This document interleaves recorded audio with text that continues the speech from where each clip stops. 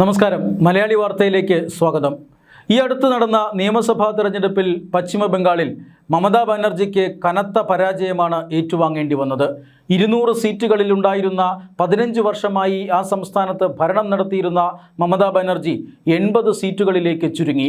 77 സീറ്റുകൾ മാത്രമുണ്ടായിരുന്ന BJP 200 സീറ്റിലധികം നേടി അധികാരം പിടിച്ചെടുക്കുകയും ചെയ്തു.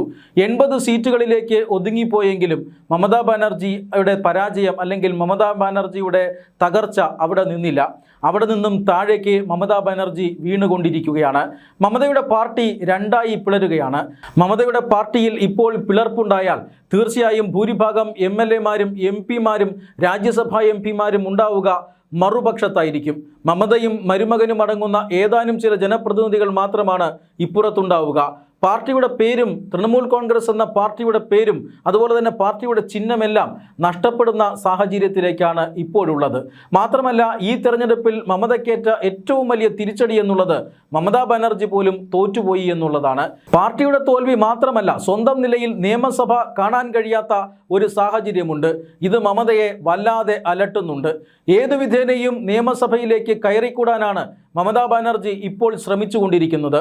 ഏതെങ്കിലും ഒരു വിനീത വിധേയനായ ഒരു MLA-യെ കൊണ്ട് രാജിവെപ്പിച്ച ശേഷം അവിടെ ബൈ ഇലക്ഷൻ ഉണ്ടാക്കി അവിടെ മത്സരിച്ച് നിയമസഭയിലേക്ക് എത്തുക എന്ന ലക്ഷ്യമാണ് ഇപ്പോൾ മമതാ ബാനർജിയുടെ മുമ്പിലുള്ളത്.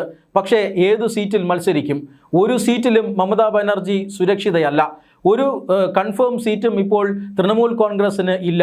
ഈ കഴിഞ്ഞ ഉപതെരഞ്ഞെടുപ്പിൽ ഫാൾട്ട പോലും BJP-ക്കൊപ്പം നിന്നു. വെറുതെ ഒപ്പം നിന്നതല്ല, 1 ലക്ഷത്തിലധികം ഭൂരിപക്ഷമാണ് അവിടെ BJP സ്ഥാനാർത്ഥിക്ക് ലഭിച്ചത്. അതുകൊണ്ട് തന്നെ ഏത് സീറ്റിൽ മത്സരിക്കുമെന്നത് മമതയോ വലിയ ഒരു ആശയക്കുഴപ്പം സൃഷ്ടിക്കുന്നുണ്ട്. മാത്രമല്ല, ഇനിയിപ്പോൾ നന്ദിഗ്രാമിൽ തിരഞ്ഞെടുപ്പ് നടക്കാനിരിക്കുന്നു. ഭവാനിപ്പൂരിലും നന്ദിഗ്രാമിലും വിജയിച്ച സുവേന്ദു അധികാരി ഭവാനിപ്പൂർ നിലനിർത്തിയതോടുകൂടി നന്ദിപ്പൂരിൽ ഉപതെരഞ്ഞെടുപ്പ് വേണ്ടിവരും. പക്ഷേ അവിടെ മത്സരിക്കാൻ കഴിയാത്ത ഒരു സാഹചര്യമാണ് മമതയെ സംബന്ധിച്ചിടത്തോളം ഉള്ളത്. മത്സരിച്ചാൽ തോറ്റുപോകും. ഏത് സീറ്റിൽ മത്സരിച്ചാൽ പോലും തോറ്റുപോകുന്ന സാഹചര്യം ഇപ്പോൾ മമതാ ബാനർജിക്കുണ്ട്.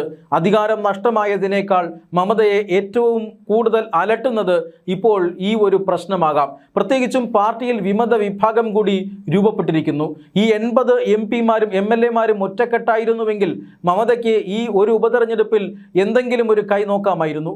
ഇപ്പോൾ ഒന്നും കഴിയാത്ത സാഹചര്യം. പാർട്ടി പോലും തൻ്റെ കയ്യിലില്ല.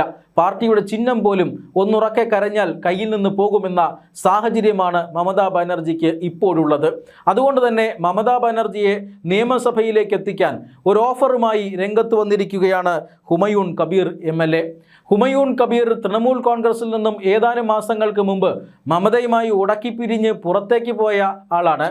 ഇയാൾ പിന്നീട് ആം ജനത ഉന്നയൻ പാർട്ടി എന്ന പേരിൽ ഒരു പാർട്ടി രൂപീകരിച്ചു. ഈ പാർട്ടിയെ രൂപീകരിച്ചതിന് ശേഷമാണ് ആ പാർട്ടിയുടെ അധ്യക്ഷൻ എന്ന നിലയിലാണ് ഇപ്പോൾ ഈ നിയമസഭാ തെരഞ്ഞെടുപ്പിൽ മത്സരിച്ചത്. 2 മണ്ഡലങ്ങളിൽ ഇയാൾ മത്സരിച്ചു. നൗഡയിലും അതുപോലെ തന്നെ റജിനഗറിലും 2 മണ്ഡലങ്ങളിൽ ഹുമയൂൺ കബീർ മത്സരിക്കുകയും 2ഇടങ്ങളിലും വിജയിക്കുകയും ചെയ്തു. അതുകൊണ്ട് തന്നെ അദ്ദേഹത്തിന് ഇനി ഏതെങ്കിലും ഒരു മണ്ഡലം ഉപേക്ഷിച്ചേ പറ്റൂ.